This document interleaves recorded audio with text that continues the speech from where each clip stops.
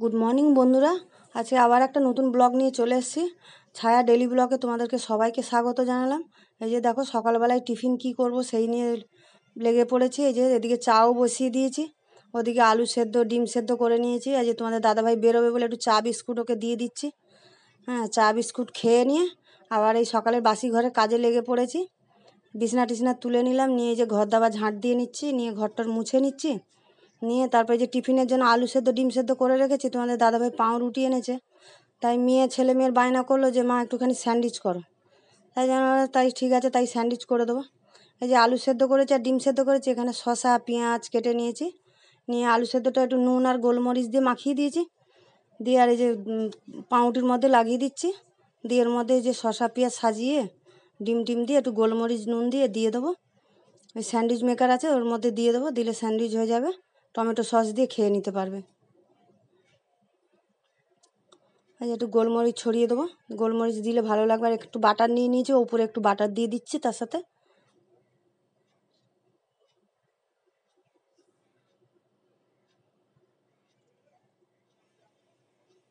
এই যে ডিমগুলো পিস পিস করে কেটে নিয়েছি।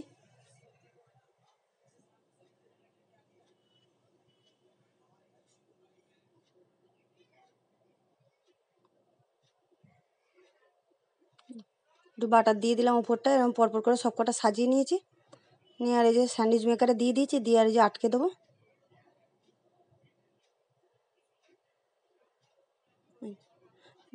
টেবিলে অবধি আসবে না তারটা, তার জন্য এই যে মাইক্রোওভেনের উপরে তুলে দিতে হলো আমাকে মেশিনটা। দিয়ে আর ওখানে উপরেই চালিয়ে দিলাম।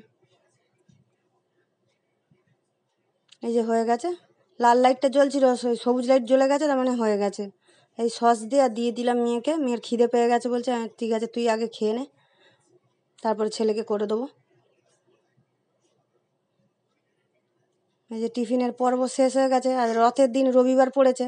তাই জন্য তোমাদের মেয়ে আর তোমাদের দাদাভাই বললো যে করো না, মাংস টাংস করো না, তাহলে খিচুড়িই করে দাও।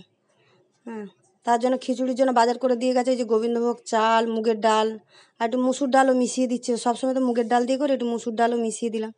দিয়ে আমি সব কেটে গুছিয়ে নিয়েছি। এদিকে খিচুড়ির জন্য জলও বসিয়ে দিয়েছি, আর এদিকে যে ডালটা ভাজছি। ডালটা ভেজে আর ধুয়ে নিয়েছি। নিয়ে যে জল গরম হয়ে গেছে, ওর মধ্যে ডালটা দিয়ে দিচ্ছি। এই ডালটা ফুটছে ভালো করে, এবারে চালটাও ধুয়ে দিয়ে দিচ্ছি। আর এদিকে যে ভাজাভুজি কেটে নিয়েছি, সব কী কী ভাজবো। যে কুমড়ো ভাজবো, বেগুন ভাজবো, আলু ভাজা, একটু পাঁপড় ভাজবো। হ্যাঁ, সব কিছু এদিকে করবো। যে কড়া বসিয়ে দিচ্ছি এদিকে। খিচুড়ির মধ্যে একটু নুন হলুদ দিয়ে দিলাম, আর দুটো তেজপাতা দিয়ে দিচ্ছি। দিয়ে খিচুড়িটা এদিকে হতে থাকুক, ততক্ষণ কটা কাঁচা লঙ্কাও দিয়ে দিলাম। এই যে পাঁপড়টা ভেজে নিয়েছি আগে তেলে, তারপরে এই যে বেগুনটা ভেজে নিচ্ছি। লাল লাল করে বেগুন ভেজে নিয়েছি। কুমড়োগুলো ভেজে তুলে নেবো। এদিকে খিচুড়িও হয়ে এসছে।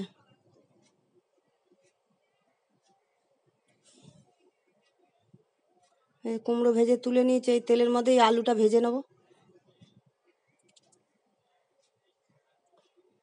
আলুটা ভেজে নিয়ে তারপরে একবারে ফোড়নে দিয়ে দেবো, খিচুড়িটা ফোড়ন দেবো।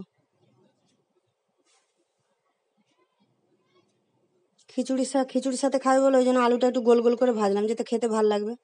আর এই যে খিচুড়িতে ফোড়ন দেবো বলে এই যে দিয়ে দিলাম আমি 5 ফোড়ন, শুকনো লঙ্কা তেজপাতা ফোড়নে দিয়ে দিলাম। ফোড়নটা একটু ভেজে নিচ্ছি। নিয়ে এবারে আদা দেবো, আদাটা একটু ঘষে রেখে দিয়েছি। এই যে আদাটা তেলের মধ্যে দিয়ে দিলাম, গন্ধটা বেশ ভালো হবে। আর ছিটকাচ্ছে বলে একটু হলুদ দিয়ে দিলাম। হলুদ দিয়েছি খিচুড়িতে, এখানেও একটু দিয়ে দিলাম, কারণ আদা তেলের মধ্যে দিয়েছি তো ছিটকাচ্ছে। এই যে ফোড়নটা ভালো করে যে আদা দিয়ে কষিয়ে নিয়েছি, নিয়ে আর এই যে দিয়ে দিচ্ছি। দিয়ে ভালো করে নাড়ি চাড়ি নিচ্ছে, একটু মিষ্টি দিয়ে দিচ্ছি। খিচুড়িতে একটু মিষ্টি না দিলে ভালো লাগে না, তার জন্য একটু মিষ্টি দিয়ে দিলাম। আর একটু ঘি সামান্য দিয়েছি, আমাদের আবার ঘি কেউ খেতে চায় না, পছন্দ করে না ঘি, তাই জন্য একটু সামান্য দিয়েছি, না দিলে নয়, তাই জন্য একটু সামান্য দিয়েছি।